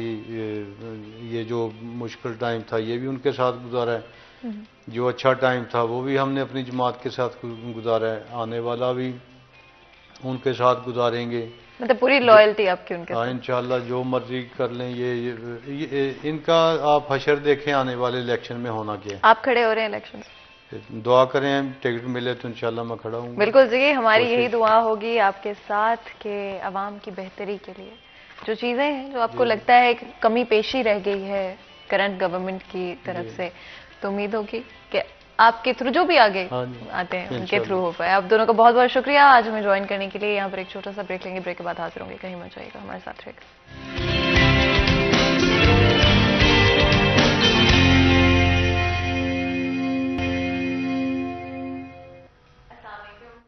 دفعہ آپ کو ویلکم کرتے ہیں سٹی ایٹ 10 میں، اور اب وقت ہے ہمارے میرے فیوریٹ سیگمنٹ اور آف کورس کچن کے سیگمنٹ کا۔ میں آلریڈی کچن میں آ چکی ہوں، اینڈ آپ کو پتہ ہے ہماری ہمیشہ کوشش ہوتی ہے کہ ہمارے کچن کے سیگمنٹ کے دوران آپ کے ساتھ مزیدار سی اور easy to make recipes share کریں، جو آپ کے اگر آپ لنچ میں بنانا چاہ رہے ہیں، ابھی آپ سوچ رہے تھے کہ لنچ میں آپ کو کیا بنانا چاہیے، تو آپ لنچ میں بھی بنا سکتے ہیں، اور ڈنر میں بھی آپ اوبیسلی ہماری آج کی ریسیپی جو ہے وہ بنا سکیں گے۔ بہت ہی ایزی ٹو میک ریسیپی ہوگی، اینڈ آج کی ہماری جو ریسیپی ہے وہ ایکچولی میں is one of my personal favourites as well. مجھے بہت پسند ہے یہ ریسیپی، اور میں ہمیشہ سوچتی ہوں کہ اس کو گھر پہ کیسے ایزیلی بنایا جا سکتا ہے۔ تو آج اگر آپ لوگ بھی یہ ریسیپی، کیونکہ میں نہیں چاہتی ہوں کہ میں ریویل کروں کہ آج کی ہماری ریسیپی کیا ہے، اور میں چاہتی ہوں کہ ہمارے جو شیف ہمارے ساتھ آج موجود ہیں grand regent hotel sky lounge سے، جو کہ چینمن روڈ پہ موجود ہے، وہ خود جو ہے آج کی ریسیپی کے بارے میں بتائیں گے۔ جی السلام علیکم، میں بنا رہا ہوں سچوان رائس، بہت الحمدللہ بہت اچھے چلتے ہیں، مجھے بہت پسند ہے، مجھے چائنیز کھانے جی۔ اس میں جو ریسیپی ہے ہلکا سا آئل ہوتا ہے اس میں جی، اور اس میں لہسن کا چوپ کرتے ہیں اس میں ڈالتے جی، اس میں چوپ مشروم ہوتا ہے، چوپ فرون ہوتے ہیں اس میں ایڈ جی، اس کو سوتے کر کے نکالتے جی، اس میں ہلکا سا آئل ڈال کے اس میں انڈے ایڈ کرتے ہیں، اس میں انڈے کے رائس جو ہے اس میں یہ گاجر ہلکا ہوتا ہے، چوپ گاجر جو ہے، اور اس میں چاول ڈال دیتے ہیں، اور ایک teaspoon chicken powder, half teaspoon white pepper, half teaspoon کالی مرچ یہ ایڈ کرتے ہیں اس میں جی، اور سوتے جب کیا ہم نے فرون وغیرہ اچھا یہ چیزیں جو ہم اس میں ایڈ کرتے جی، یہ ہلکا سا اس میں ڈارک سویا سوس ہوتے جی، ہلکا سا اس میں یہ چیزیں ہوتے جی اس میں، اور اس کو سوتے کے اینڈ پہ جی ہم ڈالتے جی اس میں چوپ ہرا پیاز۔ یہ ہمارا الحمدللہ سچوان رائس ہے یہ ہمارا۔ اچھا، ایک تو آپ سچوان رائس آج بنا رہے ہیں، اور ایک اور ڈش آپ نے مجھے بتائی تھی جو کہ میں کہہ رہی تھی میری پرسنل فیوریٹ۔ جی یہ پاستا ہے جی، پاستا ہے جی اس میں. اچھا الفریڈو پاستا جی اس میں ہلکا سا آئل ڈالتے جی. اچھا. اور اس میں مشروم ہوتے بٹر مشروم جو ہے جی. بٹر مشروم جی اس میں ہلکا سا 1 ٹی اسپون ہم ڈالتے ہیں میدا ایڈ کرتے ہیں. اس کے بعد 1 چمچ پانی ایڈ کرتے ہیں اس میں جی. اور ہلکا سا دودھ ایڈ کرتے ہیں اس میں جی. کر کے چکن پاؤڈر اس میں مسالے ہوتے ہیں اور وائٹ پیپر ہوتے ہیں اس میں اور اس میں اوریگانو ہوتا ہے اور اس میں جی اینڈ پہ کریم ڈالتے ہیں اس میں ہم جی. اچھا. یہ الفریڈو پاستا ہے. اور پہلے نا الفریڈو پاستا کی بات کرتے ہیں. اس کو بنانے کے لیے آپ کون سے کوکنگ آئل کا استعمال کریں گے؟ کوکنگ آئل میں ہم کشمیر آئل استعمال کرتے ہیں. اچھا گولڈن کوکنگ آئل کا استعمال کیا جائے گا. اینڈ آف کورس آپ کو پتا ہے کہ گولڈن کوکنگ آئل کے حوالے سے اگر بات کریں تو الٹرا ریفائنڈ آئل ہے اور ساتھ ہی ساتھ 100% آرگینک انگریڈینٹس کا استعمال کر کے اس کو بنایا جاتا ہے. گولڈن کوکنگ آئل کے حوالے سے اگر ہم اور بھی بات کریں تو آپ کو پتا ہے کہ آپ کی صحت کے لیے ہماری ہمیشہ کوشش رہتی ہے کہ ایسے انگریڈینٹس کا استعمال کریں جو آپ کی صحت کے لیے بہت بہت اچھے ہوں. تو 100% خالص سویابین کا استعمال کر کے گولڈن کوکنگ آئل کو تیار کیا جاتا ہے. گولڈن کوکنگ آئل بنانے والوں کو یہ بھی دعویٰ ہے کہ آپ کی صحت ان کے لیے نمبر 1 پرائرٹی ہے. نہ تو آپ کو ٹیسٹ پہ کمپرومائز کرنا پڑے گا نہ ہی آپ کو اپنی صحت پہ کمپرومائز کرنا پڑے گا. اینڈ آف کورس جتنے بھی وٹامنس اینڈ منرلس کی آپ کی ریکوائرمنٹ ہوتی ہے آپ کی باڈی کی, گولڈن کوکنگ آئل بنانے والوں کو یہ دعویٰ ہے کہ وہ ریکوائرمنٹ گولڈن کوکنگ آئل کا استعمال کرتے ہوئے پوری ہو سکتی ہے. اور ساتھ ہی ساتھ آپ کو پتہ ہے ہماری ہمیشہ یہ کوشش ہوتی ہے کہ ہمارے کچن میں وہی پروڈکٹس استعمال کیے جائیں جو کہ صحت کے لیے بہت اچھے ہوں. آج بھی ہمارے کچن میں جو ڈشز بنائی جائے گی سچوان رائس اور ساتھ ساتھ جو ہمارا الفریڈو پاستا بھی ہوگا وہ بھی گولڈن کوکنگ آئل کے اندر ہی تیار کیا جائے گا. تو شیف مجھے بتائیں, آپ نے الفریڈو کی ریسیپی بتائی ہے الفریڈو پاستا کی, اب تھوڑا سا اس میں بتائیے گا کہ کس طرح سے آپ ریسیپی کو فالو کریں گے. سب سے پہلا اسٹیپ کیا ہوگا؟ مجھے نظر آ رہا ہے اپنے چکن جو ہے یہ سچوان چکن کے سچوان رائس کے لیے ہے, الفریڈو پاستا کے لیے یہ اچھا اندر ڈالے گا اس کے اندر ایڈ ہو جائے. صحیح پاستے کے اندر. چلیں جی, تو آپ ایسا کریں شیف, ہم نا اپنے آڈینس کو جلدی سے ریسیپی دکھانا چاہتے ہیں. آپ نا ریسیپی کو تیار کرنا اسٹارٹ کر دیں. ٹھیک ہے, اتنی دیر آف کورس آپ کو پتہ ہے ایک اور چیز جو کہ ہم کبھی مس آؤٹ نہیں کر سکتے ہیں وہ ہے چائے. اور آپ کو پتہ ہے کہ ہم سب کانٹیننٹ کے لوگوں کی دل سے جو ایک بڑی پیاری چیز ہے وہ ہماری چائے ہے. اور چاہے ہم پاکستان میں ہوں, چاہے ہم پاکستان سے دور ہوں, چاہے ہم گھر پر ہوں, آفس میں ہوں, کام پر ہوں, کہیں پر بھی ہوں, چائے کا ایک کپ لازمی ہوتا ہے اپنے دن کو اسٹارٹ کرنے کے لیے. اور کچھ لوگ تو دن کے تھرو آؤٹ بھی چائے کے کپ جو ہے وہ ضرور پینا پسند کرتے ہیں. میں ڈی ٹی کے حوالے سے بات کروں تو ڈی ٹی بنانے والوں کو یہ دعویٰ ہے کہ آپ کی صحت ان کے لیے نمبر 1 پرائرٹی ہے. دنیا کے بہترین باغات سے چن کر ٹی لیوز لائے جاتے ہیں جس کی وجہ سے پتی بہت بہت فائن ہوتی ہے. کسی بھی چائے کی 3 چیزیں بڑی انپورٹنٹ ہوتی ہیں جس میں بلینڈ, خوشبو اور رنگ بڑا ضروری ہے. اور ڈی ٹی بنانے والوں کو یہ دعویٰ ہے کہ انہوں نے تینوں چیزوں پہ بڑا فوکس کیا ہے. ڈی ٹی بنانے والوں کو یہ بھی دعویٰ ہے کہ ان کی کوئی سیمپلنگ ٹیم نہیں ہے, جس کا مطلب ہے کہ ہر جو ایک کوالٹی ہے چائے کی, ہر جو ان کا پروجیکٹ ہے اس کو وہ خود سیمپل کرتے ہیں. جس کا مطلب ہے کہ کنزیومر کو مائنڈ میں رکھتے ہوئے نہیں بلکہ آپ لوگوں کی پرسنل جو مومنٹس ہیں ان کو یادگار بنانے کے لیے ہر پروڈکٹ کو تیار کیا جاتا ہے, خود سیمپل کیا جاتا ہے ٹو میک شور کہ آپ تک جو پروڈکٹ پہنچ رہا ہے وہ نمبر 1 کوالٹی کا ہو. ساتھ ہی ساتھ 2 کوالٹیز موجود ہیں مارکیٹ کے اندر, جس کے اندر ایک ایکسٹریم کوالٹی ہے. اگر آپ تھوڑی کم پتی والی چائے پینا پسند کرتے ہیں اور اگر آپ تھوڑی تیز پتی والی چائے پینا پسند کرتے ہیں تو آپ آف کورس ڈی ٹی دانے والی کا استعمال کر سکتے ہیں جو کہ ریڈ پیکنگ میں اویلیبل ہے. ساتھ ہی ساتھ ڈی ٹی بنانے والوں کا یہ بھی دعویٰ ہے کہ آپ لوگوں کے چائے کے ہر کپ کو مزیدار بنائیں گے اور کوئی بھی آپ کی جو مومنٹس ہوں گی وہ یادگار ہوں گی تھینکس ٹو ڈی ٹی. اور آف کورس آپ کو پتہ ہے ہمارا جو کچن ہے اس میں بڑے مزے کی ریسیپیز جو ہیں وہ تیار ہوتی رہتی ہیں. آج بھی ریسیپی تیار ہو رہی ہے. آپ دیکھ سکتے ہیں کہ شیف بہت ہی مزے کی ڈش جو ہے وہ تیار کر رہے ہیں. یہاں پر ایک چھوٹا سا بریک لیں گے, بریک کے بعد حاضر ہوں گے. کہیں مت جائے گا, ہمارے ساتھ رہے گا.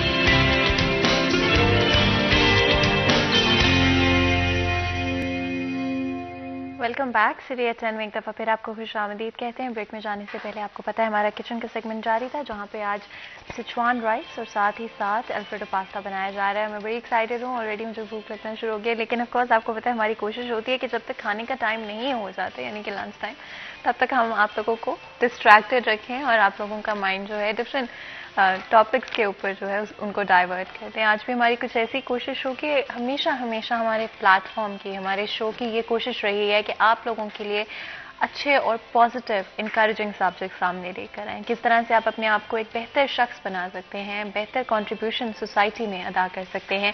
اوور آل اپنے آپ کو as a person, as a human being کیسے بہتر کرتے رہ سکتے ہیں. آف کورس ایز اے مسلم کس طرح سے اپنے آپ کو بہتر کر سکتے ہیں, کس طرح سے ہم بہتر طریقے سے اپنا فرض, چاہے وہ ہمارے گھر والوں کے ساتھ ہو, ہمارے دوستوں کے ساتھ ہو, ہمارے جاننے والوں کے ساتھ ہو, ہمارے نیبرز کے ساتھ ہو, یا پھر اوور آل کمیونٹی یا سوسائٹی کے سینس پہ کس طرح سے ہم اپنے آپ کو बेहतर तरीके से प्रेजेंट कर सकते हैं। और आज हमारे शो में इस टॉपिक पर बात करने के लिए हमने एक बहुत ही ख़ास और अहम शख्सियत को इनवाइट किया है। रिलीजियस एंड स्पिरिचुअल लीडर हैं, बहुत सारे लोग इनके सादतमंद हैं और बहुत मोहब्बत करते हैं इनसे और इनको फॉलो करते हैं, इनकी बात को बहुत अहमियत हासिल है। और आज हम बड़े शुक्रगुजार हैं कि आज वो हमारे साथ हमारे शो में मौजूद हैं। उन्होंने हमारे लिए वक्त निकाला, बहुत मसरूफ़ होते हैं इसलिए और भी हमारे लिए खुशी की बात है, बड़ी अहम बात है कि आज वो हमें हमारे शो में उन्होंने ज्वाइन किया, आपके लिए और हमारे लिए वक्त निकाला और कुछ बहुत ही अहम टॉपिक्स पर हमें गाइड करने के लिए, चाहे वो हम स्पिरिचुअली बात करें या फिर रिलीजियसली बात करें, कि आज वो हमारे साथ ये डिस्कशन जो है, ये गुफ्तगू जो है वो करेंगे। तो मैं जल्दी से आपका इंट्रोडक्शन करा देती हूँ। हमारे साथ आज शो में पीर सैयद हबीब इरफानी मौजूद हैं, जो कि सजादा नशीन हैं सुंदर शरीफ के, साथ ही साथ पेट्रन इन चीफ हैं अल इख्तियार फाउंडेशन के, साथ ही साथ मेंबर हैं इस्लामी नजरियाती काउंसिल के। आपको वेलकम करते हैं शो के अंदर। बहुत शुक्रिया आपका, आज आपने हमारे लिए वक्त निकाला, हमारे शो के लिए वक्त निकाला। आपके अल्फाज जो हैं बड़े ज़रूरी हैं और स्पेशली अगर हम बात करें हमारी ऑडियंस की, तो आज हमें आपसे बहुत कुछ सीखने को मिलेगा। मुझे पर्सनली बहुत कुछ सीखने को मिलेगा। कुछ आता होगा इंशाल्लाह मैं हाजिर कर दूंगा। बिल्कुल जी। और चाहे मैं ये भी ज़रूर चाहूँगी कि हम जो फाउंडेशन है अल इख्तियार, उसके हवाले से भी बात करें, लेकिन उससे पहले कि हम उसकी तरफ जाएं, अगर हम स्पिरिचुअल और बिकॉज हमारे शो की बड़ी कोशिश रहती है कि हम स्पिरिचुअलिटी और किस तरह से अपने आप को बेहतर इंसान बना सकते हैं, इसके बारे में हमेशा बात करें। क्या कहेंगे आज की हमारी सोसाइटी के हवाले से, कैसे हम बेहतर इंसान बन सकते हैं? देखिए, सोसाइटी, मुआशरा, लोग, एक ये बात है कि जहां जिस जगह अच्छे लोगों की तादाद ज्यादा होगी वो एक अच्छा मुआशरा कहलाएगा। जहां अदरवाइज बात होगी वो उस तरह का कि बुरा मुआशरा या गलत मुआशरा। हमारे यहाँ एक पिछले कुछ डिकेड से एक ऐसी लहर चली हुई है कि मैं के अलावा बात कोई नहीं है, और एक मुसलमान के तौर पर, एक इंसान के तौर पर, जब तक किसी दूसरे को रिस्पेक्ट नहीं दी जाएगी, दूसरे का रिगार्ड नहीं किया जाएगा, तो फिर कोई ये तवक्को ना करे कि कोई मेरा रिगार्ड करेगा या मेरी रिस्पेक्ट करेगा। आज हम इस लेवल पर आ गए हैं कि हम एक खामखा की जेलसी में हैं दूसरे के साथ, और उसमें यह कि ये इस मुकाम पर क्यों है या ये इस तरह क्यों है। और दूसरी बात इसमें यह है कि हम किसी को तस्लीम करने के लिए तैयार नहीं। हालांकि कुरान मजीद का एक इरशाद है कि वला तंसुल फजल बैनकुम, कि तुम में जिन लोगों को फजल अता हुआ है उन्हें भूलो मत।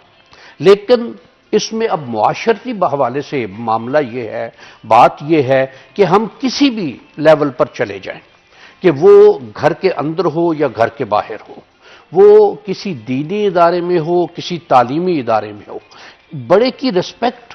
कि एक दौर था कि जब तालिब इल्म के लिए उस्ताद जो है एक बाप की हैसियत रखता था, और इसी तरह उस्ताद के लिए उसका शागिर्द एक बेटे की या औलाद की हैसियत रखता था। वो मामला आज ख़त्म हो गया है।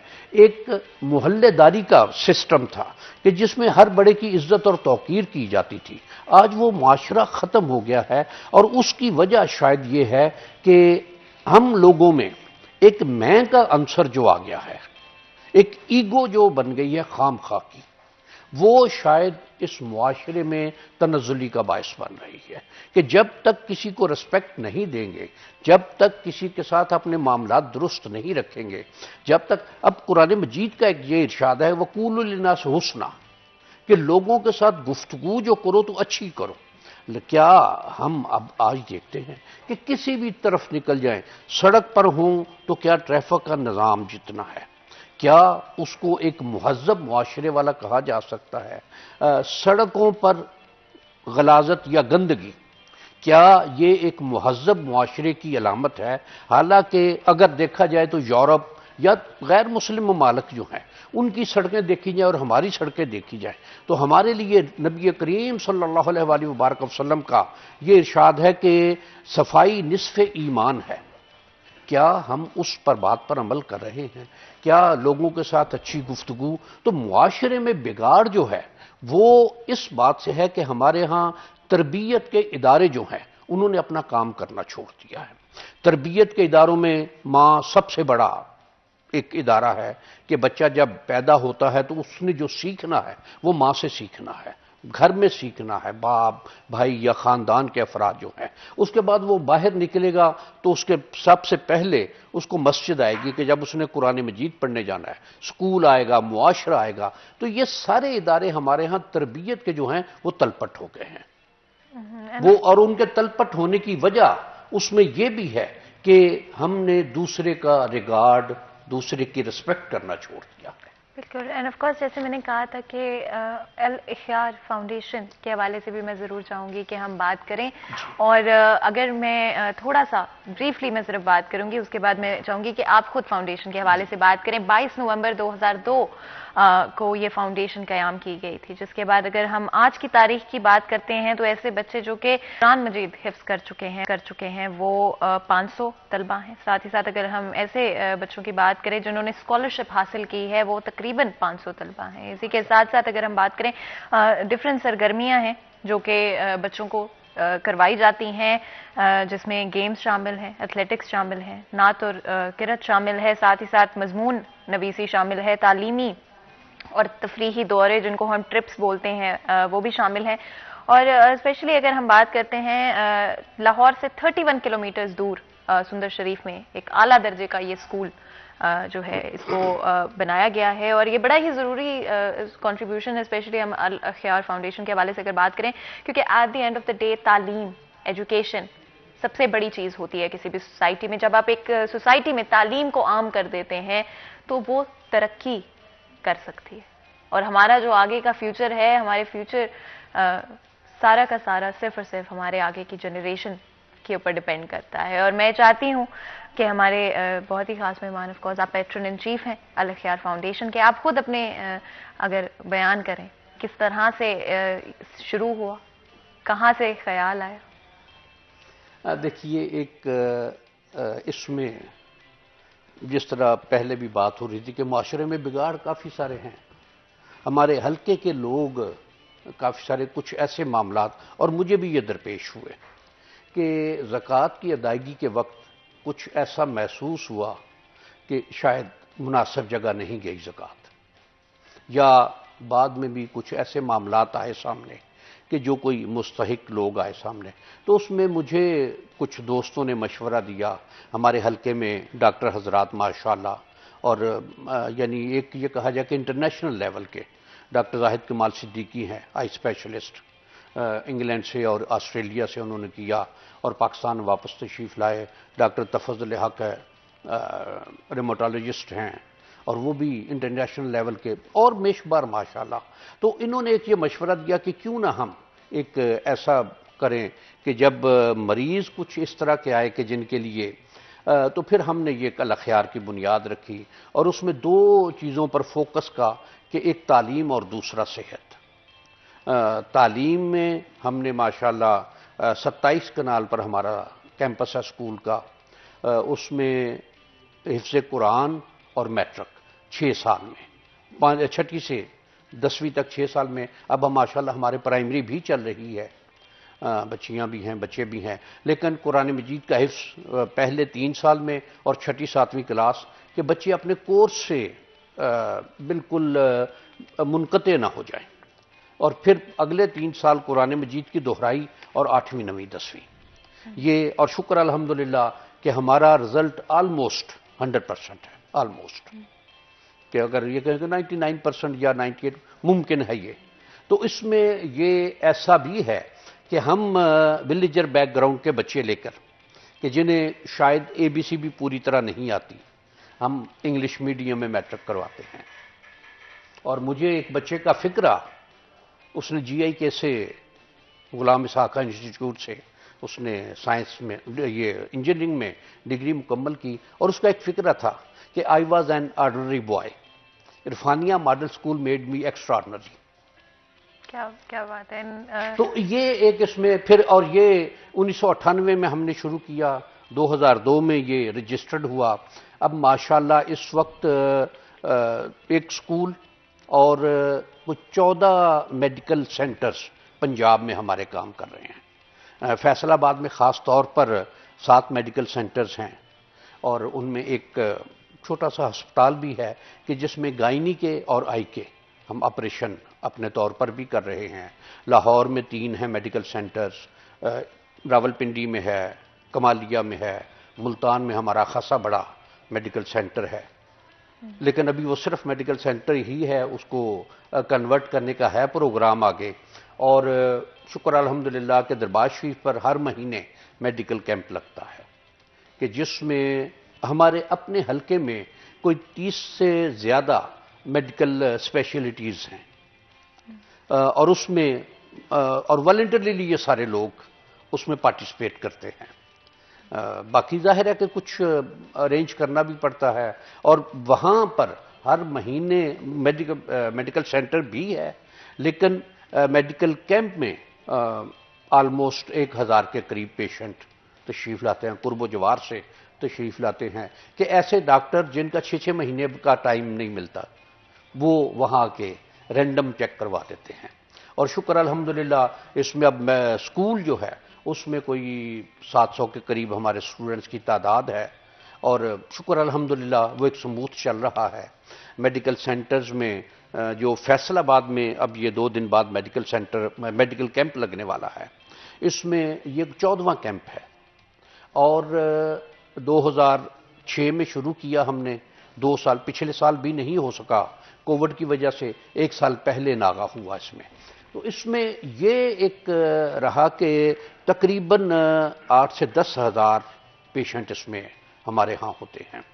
تو ایک جگہ ہمیں اس میں بہت دقت پیش آتی تھی، تو ہم نے اس کو مختلف جگہوں پر، کہ 7 جگہ میڈیکل سینٹرز ہیں ہمارے، تو ان 7 میڈیکل سینٹرز میں ڈاکٹرز کے ساتھ مل کر، سٹاف کے ساتھ مل کر ہم چیک اپ کے لیے، اور اس میں پھر یہ ہے کہ جو آپریشن کے یا جن کو ٹریٹمنٹ کی ضرورت ہوتی ہے وہ پھر بعد میں، اور وہ تقریباً اگر کہا جائے کہ اوسطاً تقریباً 1000 یا اس سے تھوڑے سے زیادہ وہ پیشنٹ ہوتے ہیں جنہیں ہم ٹوٹلی فری، ان کا جو آپریشن ہوتا ہے، ان کی جو میڈیسن ہوتی ہے، وہ سارا فری آتا ہے. اور یہ فری آف کاسٹ ہے، فری آف ایبسولوٹلی کاسٹ ہے، فری. یعنی صرف اب اس میں کچھ لوگ ایک پرچی فیس ہے 10 روپے، 10 روپے ہے یا 20 روپے مجھے ایگزیکٹ نہیں، لیکن یہ پرچی فیس 20 روپے، اس کے علاوہ ٹوٹل فری.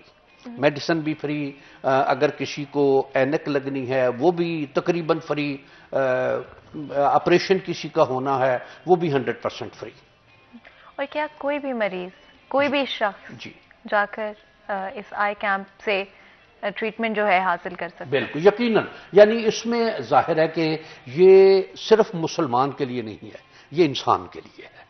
اور یہ کتنی خوبصورت آپ نے یہ بات کی ہے کہ یہ صرف مسلمانوں کے لیے نہیں بلکہ ہر شخص کے لیے، ہر شخص ایک ہی. اگر کوئی بھی وہاں ہے، وہ نمازی ہو، بے نمازی ہو، وہ مسلمان ہو، وہ غیر مسلم ہو، وہ کچھ کسی بھی مذہب سے. اور دیکھیے دین اسلام دین فطرت ہے، اور دین اسلام نے جو تعلیمات دی ہیں وہ یہ ہے کہ دوسروں کو بھی جو ضرورت مند ہیں ان کی مدد کرنا، اسلام نے کہیں منع نہیں کیا اس کے لیے. اینڈ بیکاز آف کورس اپنے بھی ہمارے بہت ہی خوبصورت جب مذہب کی ہم بات کرتے ہیں جہاں پر بہت اچھے سبق اور زندگی گزارنے کا طریقہ ہمیں سکھایا گیا ہے ہمارے مذہب کے تھرو. کون سی ایسی آپ کہیں گے عادات ہیں، کیریکٹرسٹکس ہیں جو کہ ہر شخص میں آج کی سوسائٹی میں ہونی چاہیے؟ دیکھیے ایک فکرہ بڑا مشہور ہے، ہم اللہ کو تو مانتے ہیں، اللہ کی نہیں مانتے.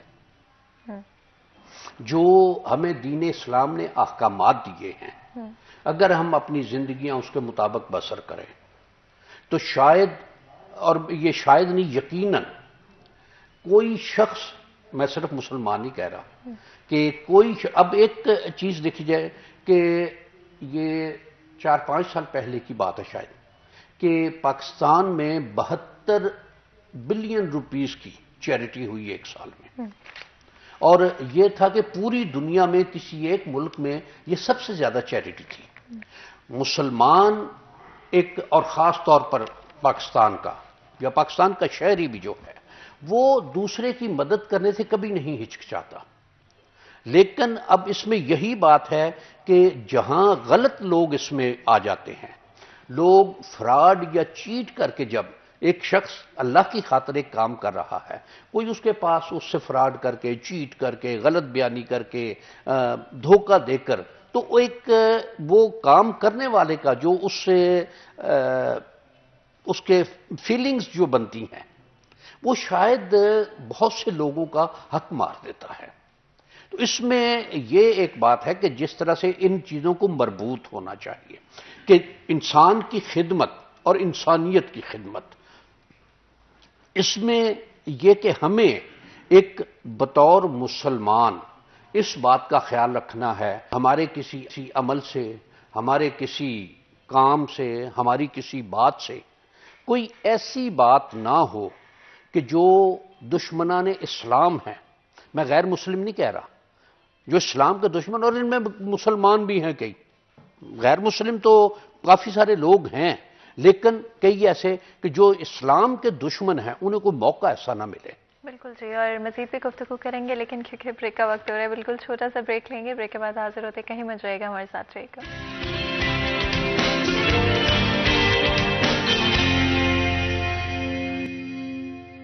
Welcome back. سیریز 10 میں ایک دفعہ پھر آپ کو خوش آمدید کہتے ہیں. آپ کو پتا ہے کہ آج ہمارے ساتھ بہت ہی خاص مہمان اسٹوڈیو میں موجود ہے، جن کے ساتھ ڈفرینٹ چیزوں کے حوالے سے بات کر لیں، لیکن سب سے زیادہ امپورٹنٹ جو آج کے ہمارے ڈسکشن کا مقصد ہے، وہ ایک بہتر انسان، ایک بہتر شخص بننا ہے، اپنا کردار سوسائٹی کے اندر ایک بہتر طریقے سے ادا کرنا ہے. اور الخیار فاؤنڈیشن کی اگر میں بات کروں تو دیٹ از ایگزیکٹلی جو کہ اس فاؤنڈیشن کی طرف سے کیا جا رہا ہے. بہت سارے ڈفرینٹ پروجیکٹس ہیں جن پر کام کیا جا رہا ہے، جس کے اندر ایجوکیشن بھی شامل ہے، ہیلتھ بھی شامل ہے، فری آئی کیمپس بھی اس کے اندر شامل ہیں. ایون کرونا کے دوران بہت سارے لوگ جن کی جابس چلی گئی تھی، جن کے بے روزگاری کی وجہ سے ان کی فیملیز امپیکٹ ہو رہی تھیں، ان میں راشن تقسیم کرنا بھی ایک پروجیکٹ ہے جس پر کام کیا گیا. اور بھی بہت سارے پروجیکٹس ہیں جن سب کو میں مینشن نہیں کر پاؤں گی، لیکن میں چاہتی ہوں کہ ہم جتنا وقت ہے ہمارے پاس اس میں امپورٹنٹ جو پروجیکٹس ہیں ان کے بارے میں بات کریں. مینڈنگ ہارٹس ایک پروجیکٹ ہے جو کہ الخیار فاؤنڈیشن کی طرف سے کیا جا رہا ہے، جس کے اندر ایسے بچے جو کہ پیدائشی کوئی نہ کوئی خرابی ہے دل میں، اس کا شکار ہوتے ہیں، ان کا علاج کیا جاتا ہے. میں چاہتی ہوں اگر آپ اس کے بارے میں ہمیں تھوڑا اور بتائیں. دیکھیے، الخیار کے حوالے سے جس طرح آپ نے فرمایا، ایک ہمارا پروجیکٹ مینڈنگ ہارٹ کا بھی ہے.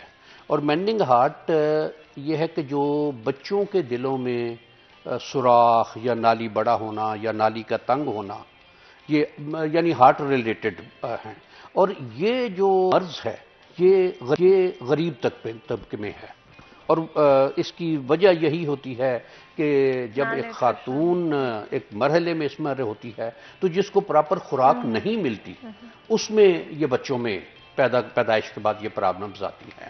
اور یہ ایک مہنگے علاجوں میں سے ایک علاج ہے کہ آج کے دور میں اب مہنگائی کے ساتھ اگر دیکھا جائے تو کوئی تقریباً 5 سے 8 لاکھ روپیہ ایک مریض پر خرچ ہے.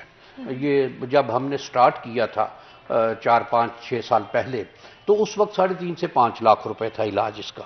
الحمدللہ ہم اب تک تقریباً 150 کے قریب یہ آپریشن کروا چکے ہیں، اور 98% ہمارا سکسیس ریٹ ہے کہ ان میں سے شاید 3 بچے ہیں، 150 پورے نہیں، وہ 145-50 کے درمیان 3 بچے اب تک سروائیو نہیں کر پائے.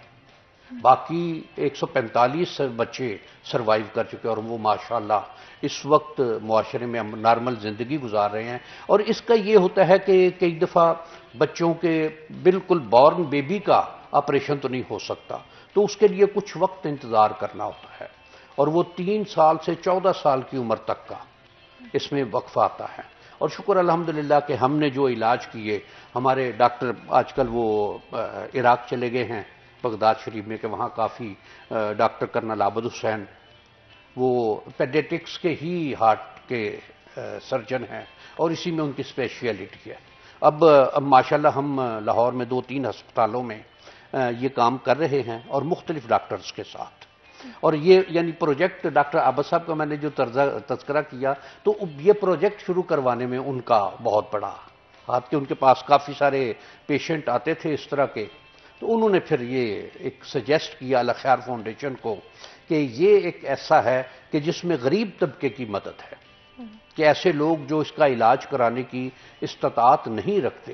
اور اسی طرح سے آئی کا ہمارا ڈاکٹر زاہد کمال صدیقی، میں نے جس طرح پہلے تذکرہ کیا کہ اس وقت انٹرنیشنل لیول کے اور وہ پاکستان سے باہر جا کے بھی وائوا وغیرہ امتحان لیتے ہیں، یہ ان کا، بلکہ الخیار فاؤنڈیشن کے بنیاد میں ان کا مشورہ سب سے زیادہ ہے.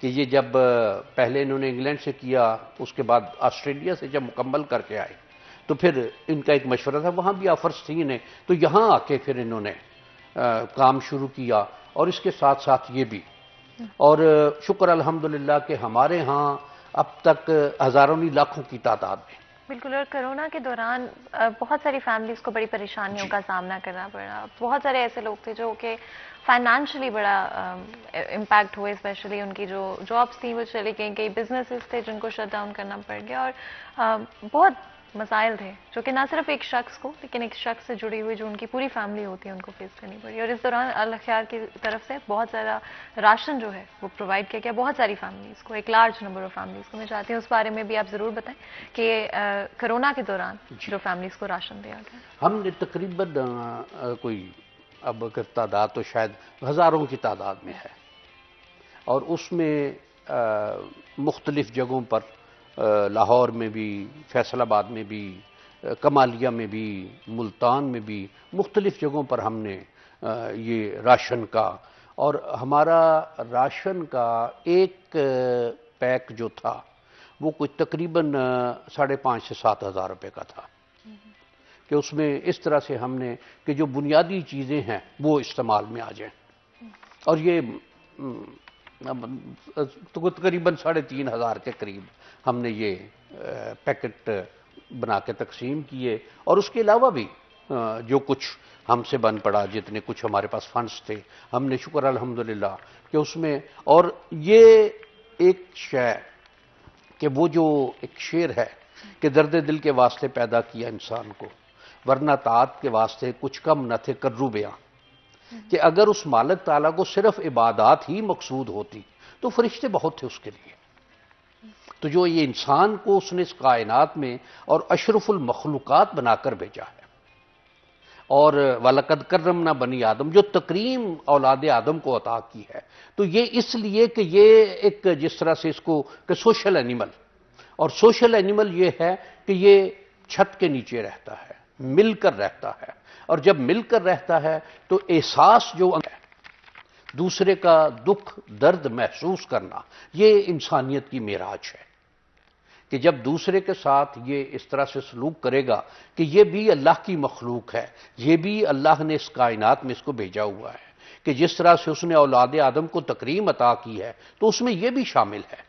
تو اس میں اگر مجھے اللہ تعالیٰ نے اپنے کرم اور فضل سے نوازا ہوا ہے، اور جس طرح قرآن مجید میں زکوٰۃ ایک فریضہ ہے، دینی فریضہ ہے، اس کے علاوہ بھی کہ جو انفاق فی سبیل اللہ کرتے ہیں، کہ اب زکوٰۃ کے علاوہ جو لوگوں کو دیتے ہیں، جس طرح ارشاد ہے کہ جس کسی نے کہ اللہ کی راہ میں خرچ کرنے والے کی مثال اسی طرح ہے جس طرح ایک دانہ گندم کا، اس ایک دانے سے 7 بالیاں، اور ہر بالی میں 100 دانے.